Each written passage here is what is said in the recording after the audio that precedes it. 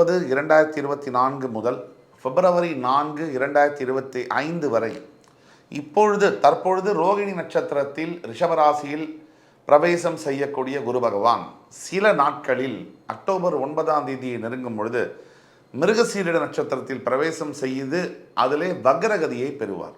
சில நாட்களிலே மிருகசீரிடத்துக்கு போயிடுவார். போய் அக்டோபர் 9ஆம் தேதி அன்று சரியாக மிருகசீரிட நட்சத்திரத்தில் வக்ரகதி பெற்று 4ஆம் தேதி மார்ச் 2025 வரை அதே வக்ர நிலையிலிருந்து 4ஆம் தேதிக்கு பிறகு வக்ர நிவர்த்தியாகி செயல்படுவார். இதுதான் அக்டோபர் 9 முதல் மார்ச் 4ஆம் தேதி வரை.